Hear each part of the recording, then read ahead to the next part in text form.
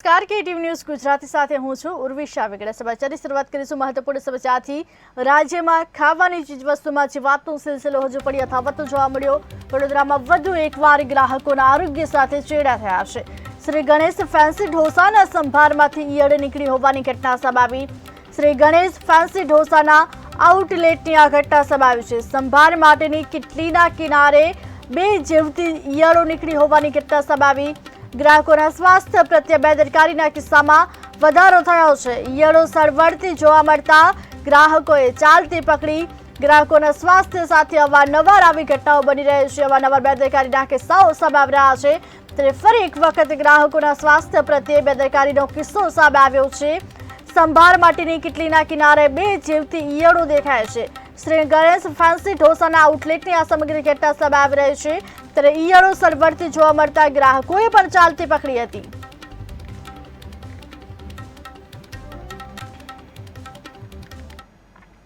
પાટણથી સમાચાર મળી રહ્યા છે। પાટણના ચાણસ્મા પંથકમાં એક સગીરાને વિડીયો ઉતારી ધમકી આપી દુષ્કર્મ કરવાના કેસમાં ચાણસ્મા પોલીસે પાખંડી ભુવાને ગણતરીના દિવસોમાં જ ઝડપી લીધો છે।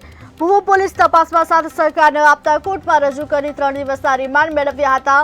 ભુવાએ ગુના દરમિયાન તેની સગો ભત્રીજો પણ મદદરૂપ થયો હોવાની કબૂલાત કરતા ચાણસ્મા પોલીસે તેને પણ દબોચી લીધો હતો। ઝડપાયેલા શખ્સ ગૌરવકુમાર ઈશ્વરલાલ મહેસાણા જિલ્લા ભાજપમાં યુવા મોરચાનો મંત્રી હોવાનું તપાસમાં સામે આવ્યું। પંથકના લોકો બંને નરાધમો સામે ફિટકાર વરસાવી રહ્યા છે ત્યારે પાટણના ચાણસ્મા પંથકમાં લંપટ ભુવાનો મામલો સામે આવ્યો। સગીરા સાથે દુષ્કર્મ આચરનાર ભુવો રિમાન્ડ પર છે। ભુવાને કોર્ટમાં રજૂ કરાતા 3 દિવસના રિમાન્ડ મંજૂર કરવામાં આવ્યા છે। સગીરાનો વિડીયો ઉતારી ધમકી આપી હોવાનું સામે આવી રહ્યું છે। ધમકી બાદ સગીરા સાથે દુષ્કર્મ આચર્યું હોવાનું પણ સામે આવી રહ્યું છે। વધુ વિગત સાથે સંવાદદાતા વિનોદ ઠાકોર જોડાઈ ગયા છે। જી વિનોદ, પાટણના ચાણસ્મામાં લંપટ ભુવાનો મામલો સામે આવી રહ્યો છે। સગીરા સાથે દુષ્કર્મ આચરવામાં આવ્યું હતું, શું છે વધુ વિગત? જી, પાટણ જિલ્લાના ચાણસ્માની અંદર ભુવા દ્વારા દુષ્કર્મ આચરવામાં આવ્યું છે। દુષ્કર્મ આચરતા ભુવા ઉપર ફરિયાદ નોંધાઈ હતી, પોસ્ટોની ફરિયાદ નોંધાઈ હતી। ત્યારબાદ પોલીસ દ્વારા આગળની તપાસ હાથ કરવામાં આવી હતી। ત્યારે આગળની તપાસ હાથ કરતા ચાણસ્મા પોલીસ દ્વારા અન્ય કિસમ દ્વારા જે મહિલા છે, સગીર મહિલા સગીર મહિલાનો વિડીયો ઉતારી અને તેની સાથે મદદગારી કરતો હતો એક વ્યક્તિની ધરપકડ કરી છે। જી વિનોદ, આ સમગ્ર ઘટનામાં ભુવાના ભત્રીજાનું પણ નામ ખુલવા પામ્યું છે। આ મામલે શું છે વિગત?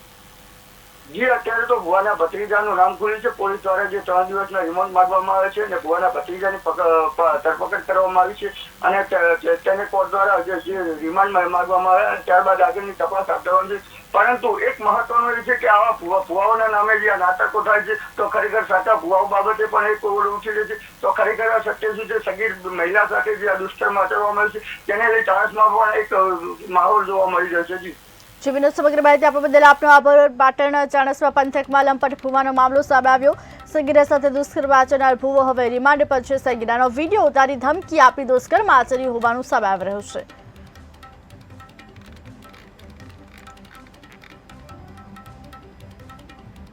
વધુ એક મહત્વપૂર્ણ સમાચાર મળી રહ્યા છે। પૂર્વ એમએલએ ચંદનજી ઠાકોરનો પીએમને પત્ર। ઓબીસી અનામત મામલે પીએમને પત્ર લખ્યો છે। ઓબીસીને વસ્તી ગણતરી મુજબ અનામત આપવા માટેની માંગ કરવામાં આવી છે। આ માંગણી સાથે પત્ર લખવામાં આવ્યો છે। ઇન્દ્રાણી સર્વે રિપોર્ટની પિટિશન મુજબ લાભની માંગ કરવામાં આવી છે। પૂર્વ એમએલએ ચંદનજી ઠાકોરે સરકાર પર પ્રહાર કર્યા છે। ભાજપ ઓબીસી સમાજ સાથે અન્યાય કરતું હોવાના પૂર્વ એમએલએ ચંદનજી ઠાકોર દ્વારા આક્ષેપ કરવામાં આવ્યા છે। ઇન્દ્રાણી સર્વે રિપોર્ટની પિટિશન મુજબ લાભની માંગ કરવામાં આવી છે। ઓબીસીને વસ્તી ગણતરી મુજબ અનામત આપવામાં આવે તેવી માંગ સાથે પીએમને પત્ર લખ્યો છે। માનનીય રાહુલ ગાંધીજી કેટલાય સમયથી મેમ્બર ઓફ પાર્લામેન્ટમાં જાતિ ગણનાનો મુદ્દો ઉઠાવ્યો છે અને જાતિ ગણના થવી જોઈએ એવી અમારી સ્પષ્ટ માગણી છે। એના અનુસંધાનમાં મારે આ દેશના વડાપ્રધાન સન્માનીય નરેન્દ્રભાઈ મોદી સાહેબને ટપાલ લખી, મુખ્યમંત્રી ગુજરાતને પણ ટપાલ લખી છે અને એના ભાગરૂપે આજે જે ઓબીસી કમિશન જે રચના કરવાના છે એમાં 1 સભ્યની કરવામાં આવી છે। ખરેખર પંચ હંમેશા 5 સભ્યોનું હોય। એના ચીફ સેક્રેટરી પણ ઠરાવ કરીને આપે છે, સ્વાગતનામું રજૂ કરીને આપે છે। કે બે સભ્યોનું કમિશન હાઈકોર્ટમાં આપે છે, તેમ છતાંય મારી માગણી એવી છે કે ઓબીસીનું જે સભ્યનું જે છે એ 5 સભ્યોનું હોવું જોઈએ, અને સાથે સાથે એ પણ મારી માગણી છે ઓબીસીના ઠરાવ 1/4/78માં 52% વસ્તીના ધોરણે 27% અનામત ત્યારે બેસિક જ્ઞાતિઓ હતી અને બેસિક જ્ઞાતિઓનો સમાવેશ કરવામાં આવ્યો હતો, પરંતુ પાછળથી ઓબીસી સમાજમાં 64 જ્ઞાતિઓ ઉમેરવામાં આવી અને 64 જ્ઞાતિઓ ઉમેરવામાં જ્યારે આવી ત્યારે અનામતની જે ધોરણ 52%નું જે રેશિયો 146 જ્ઞાતિ થઈ છતાં એનું બજેટનું જે ક્ષેત્ર હતું એ તેના હકના અધિકારો ત્યાં રહ્યા, અને એના જે આજે સમગ્ર ઓબીસીને જે 27% અનામતથી જે મોટું એમાં 146 જ્ઞાતિનો જે ઉમેરો થયો એનાથી ઓબીસી સમાજમાં બહુ મોટું નુકસાન થયું છે. એ નુકસાન એટલા માટે થયું છે કે જ્યારે 84 જ્ઞાતિઓ હતી. વડોદરાથી સમાચાર મળી રહ્યા છે. વડોદરામાંથી એક કુખ્યાત આરોપી ઝડપાયો છે. 50થી ગુનાઓમાં સંડોવાયેલો આરોપી ઝડપાયો. અલ્પેશ ઉર્ફે અલ્પ હરદાસમલ વાઘવાણી ઝડપાયો. વડોદરા મધ્યસ્થ જેલથી જામીન બાદ તે ફરાર થયો હતો. હાઈકોર્ટ દ્વારા 7 દિવસના વચગાળાના જામીન આપવામાં આવ્યા. ફૂડ પ્લાઝા ખાતેથી બુટલેગર અલ્પુ સિંધીની ધરપકડ કરવામાં આવી છે. ગુનાહિત વતીના કારણે 2 વાર પાસા હેઠળ કાર્યવાહી પણ કરવામાં આવી હતી.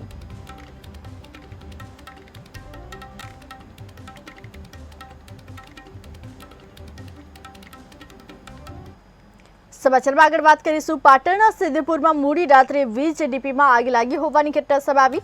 વીજ ડીપીમાં આગ લાગતા અફરાતફરીનો માહોલ સર્જાયો. સિદ્ધપુરની જૂની મિલની ચાલીમાં આ સમગ્ર ઘટના બની છે.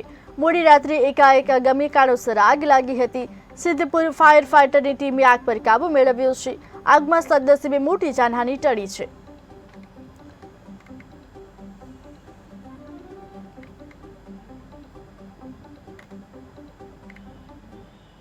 વડોદરામાં બાંગ્લાદેશના વિદ્યાર્થીઓનો મામલો સામે આવ્યો. વિદ્યાર્થીઓ અભ્યાસને લઈને ગંભીર બન્યા છે. એમએસયુમાં ચાલુ વર્ષે 100 વિદ્યાર્થીઓએ એડમિશન લીધું. બાંગ્લાદેશી વિદ્યાર્થીઓએ એડમિશન લીધું. કુલ 800 વિદેશી વિદ્યાર્થીઓના ફોર્મ સ્વીકારાયા. 800 પૈકી 88 વિદ્યાર્થીઓએ કેમ્પસમાં અભ્યાસ કરે છે.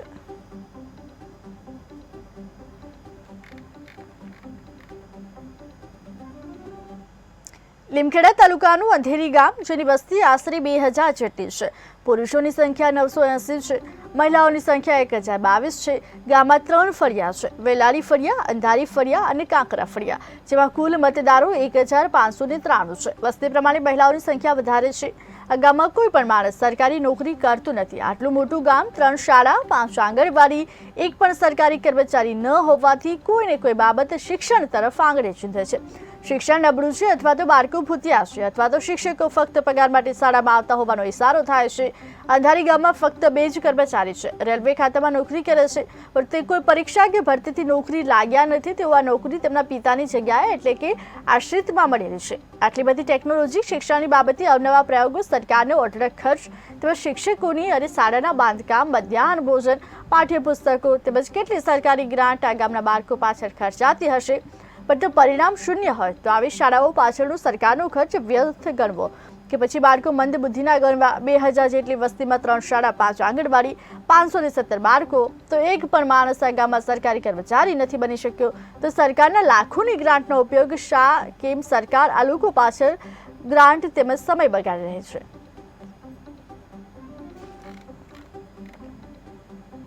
હું આસિસ્ટન્ટ શિક્ષક તરીકે વેલાળી પ્રાથમિક શાળામાં ફરજ બજાવું છું. અમારી શાળામાં કુલ 62 બાળકો છે. એમાંથી 30 કુમાર છે અને 32 કન્યાઓ છે. કેટલા સમયથી છો સાહેબ? 14 વર્ષથી હું આસિસ્ટન્ટ. બનાસકાંઠાના સરહદી પંથકમાં દર ઉનાળે પીવાના પાણીની સમસ્યા સર્જાય છે. કેટલાય ગામોમાં તંત્ર દ્વારા ટેન્કર મારફતે પાણી આપવામાં આવે છે. આ સમસ્યા આજકાલની નથી. આ સમસ્યા છેલ્લા 10 વર્ષે બનાસકાંઠાના સરહદી પંથકના ગામોમાં દૂર ઉનાળે જોવા મળે છે. અને ગામની મહિલાઓ પીવાના પાણી માટે ભર ઉનાળે વલખા મારતી હોય છે. ખાસ કરીને વાત કરવામાં આવે તો વાવના માવસરી ગામે ભર ચોમાસે પીવાના પાણી માટે આખું ગામ વલખા મારે છે. જોકે આ મામલે સરપંચ દ્વારા રજૂઆતો કરવામાં આવી. છતાં પણ કોઈ પણ પ્રકારની કાર્યવાહી કરવામાં આવી નથી. જ્યારે Mavsari police station, Mavsari BSF quarter, સરકારી દવાખાનું, પ્રાથમિક અને માધ્યમિક શાળાઓમાં પણ સ્વયં ખર્ચે પાણી લાવવામાં આવી રહ્યું છે. માવસરી ગામના ગ્રામજનોનું જણાવવું છે કે 1 મહિનાથી પીવાનું પાણી આવતું નથી. અમે વેચાતું પાણી લાવીએ છીએ. અમે કેટલી વાર રજૂઆતો કરવા છતાં અમારું કોઈ સાંભળતું નથી. ઉનાળામાં તો પાણી નથી આવતું, પણ આજે ભર ચોમાસે પણ પીવાના પાણીની સમસ્યા સર્જાય છે. અમે વહેંચાતું પાણી તો કેટલું લાવીએ? આ પાણીની સમસ્યા છેલ્લા 1 વર્ષથી આવી જ છે. આપ તાત્કાલિક પાણીનો પ્રશ્ન હલ કરવામાં આવે તેવી માંગ કરી છે. માવસરી ગામમાં છેલ્લા 1 મહિનાથી પાણી આવતું નથી. માવસરી ગામ 3200ની વસ્તી ધરાવે છે. આ હર સાલ આના પ્રશ્ન હોય છે. ઉનાળા તો હોય છે, પણ ભરે ચોમાસામાં આનો પ્રશ્ન તે આ મહિનાથી છેલ્લા મહિનાથી જ 1 મહિનાથી પ્રશ્ન આનો આવે. કોઈ તંત્ર દ્વારા કોઈ નોંધ લેવામાં આવતી નથી. કોઈ કોન્ટ્રાક્ટ તો કોઈ આવતા જ નથી. કોઈ નોંધ લેવાતી માવસરી ગામની. હજારો કોઈ પશુઓ એ પાણી માટે વલખો મારે છે છેલ્લા 1 મહિના 1.5 મહિનાથી. આ બાબતે રજૂઆત કરી તમે? આ બાબતે ઘણી રજૂઆતો એને કરીને થાય છે, પણ કોઈ નોમ લેતા નથી. એક ચૂંટણી વખતે આવે છે પૂછો, બાકી કોઈ આવતું જ નથી. છેલ્લા આ મહિનાથી પ્રશ્ન ખૂબ છે. હર સાલ આ સાલનો નથી. ઘર દીઠ ચમર ચેક કરવું હોય કરો, પણ ઢીસો માટલો છે પાણીનો. તો આજે પાણી કેવી રીતે લાવો છો? હાલ ટેન્કરોમાં પૈસા દેતો ધાર્યું પાણી વસ્તી ગામમાં નથી મળતું. 1 મહિનાથી પાણી આવતું નથી. માવસરી ગામ વાવ તાલુકાનું છેવાડું ગામ છે અને પાકિસ્તાનની બોર્ડરને અડીને આવેલું છે. ભર ચોમાસે પાણી નથી મળતું. તંત્રની બેદરકારીથી ઉનાળે તો અમે મળતું નથી, પણ ભર ચોમાસે મળતું નથી. અને ટેન્કર લઈ સ્વખર્ચે દિવસના 4-5 ટેન્કર ગામમાં માણસોને પાણી પૂરું પાડવું પડે છે અને માણસો પાણી સારું વલખા મારે છે. લીંબડી નેશનલ હાઈવે સર્કલ પાસે જિલ્લા પોલીસ ટ્રાફિક દ્વારા વાહન ચેકિંગ હાથ ધરવામાં આવ્યું. લાયસન્સ વગર તથા અન્ય જરૂરી ડોક્યુમેન્ટ વગર નીકળેલા વાહન ચાલકોને જ સ્થળ પર દંડ ફટકારવામાં આવ્યો. જ્યારે MV એક્ટ મુજબ 4 જેટલા વાહનોને સ્થળ પરથી ડિટેન કરવામાં આવ્યા. સ્કૂલ રિક્ષા અને સ્કૂલ વાને એમ કુલ 23 વાહનોને દંડ ફટકારવામાં આવ્યો. ટ્રાફિક ડ્રાઈવ દરમિયાન સ્થળ પરથી 15,300નો દંડ વસૂલ કરવામાં આવ્યો. લીંબડી હાઈવે પર એકાએક ટ્રાફિક ડ્રાઈવની જાણ થતાં કેટલાય વાહન ચાલકોએ રસ્તાઓ બદલવા દોડધામ મચી ગઈ.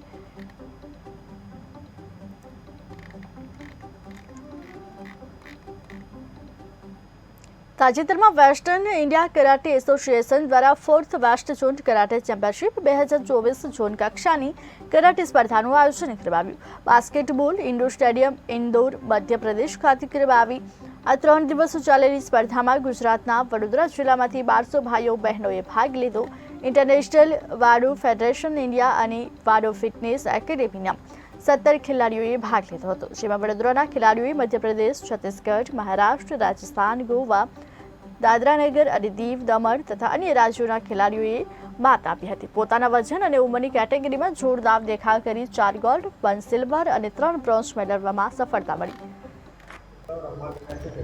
મારું નામ આદિત્ય બાંદલ છે. હવે તાજેતરમાં 4th west zone karate championship થઈ હતી નેશનલ, જે MP ઇન્દોર ખાતે યોજાઈ હતી. જેમાં અમારા વાડો ફિટનેસ એકેડમીના 17 છોકરાઓ સ્ટેટમાં સિલેક્ટ થઈને નેશનલ રમવા ગયા હતા. જેમાંથી અમારા ટોટલ 17માંથી 8 મેડલ આવ્યા છે, જેમાં 4 ગોલ્ડ, 1 સિલ્વર અને 3 બ્રોન્ઝ સાથે અમારું ટીમ વિનિંગ પરફોર્મન્સ સાથે આગળ વધ્યું છે. હાલ તાજેતરમાં જ 4th વેસ્ટ ઝોન કરાટે ચેમ્પિયનશિપનું આયોજન મધ્યપ્રદેશના ઇન્દોર ખાતે કરવામાં આવેલું, જેમાં 8 રાજ્યોના પ્લેયર્સે ભાગ લીધું હતું. ઓલમોસ્ટ 1000 જેટલા પ્લેયર્સ હતા. અને કરાટે ડુ ફેડરેશન ગુજરાત, જે અમારી રાજ્ય કક્ષાની એકમ છે, એના નેજા હેઠળ ગુજરાતના પ્લેયર્સે ભાગ લીધું હતું. અને જેમાં ઇન્ટરનેશનલ વાડો ફેડરેશન ઇન્ડિયા વાડો ફિટનેસ એકેડમીના પ્લેયર્સે બી 17 જેટલા પ્લેયર ભાગ લીધું હતું. અને જેમાં 8 પ્લેયર વિનર થયા, જેમાં 4 ગોલ્ડ, 1 સિલ્વર અને 3 બ્રોન્ઝ મેડલ મેળવીને આપણા વાડો ફિટનેસ એકેડમીના પ્લેયર્સે ગૌરવ વધાર્યું છે એ લોકોનું એકેડમીનું. અને આગામી ઇન્ટર ઝોનલ નેશનલ ચેમ્પિયનશિપ જે દિલ્હી ખાતે થવાની છે, એમાં ભાગ લેશે. જે પ્રથમ અને દ્વિતીય સ્થાને પ્રાપ્ત જે પ્લેયર્સ આવ્યા છે, તો એ લોકો આગામી એ ઇવેન્ટમાં ભાગ લેવા જશે. વેટ કેટેગરી જુદી જુદી હતી પ્લેયર્સની, એટલે 7 વર્ષથી લઈને 18 વર્ષથી ઉપરના પ્લેયર્સ હતા. જેમાં આપણી જે ફિટનેસ એકેડમીના જે પ્લેયર્સ છે, એમાં 8 વર્ષની, 9 વર્ષના, 10 વર્ષના એ બધા પ્લેયર્સે મેડલ જીતેલા છે. અને આગામી જે થનારી ઇવેન્ટ છે, એમાં એ લોકો ભાગ લેશે.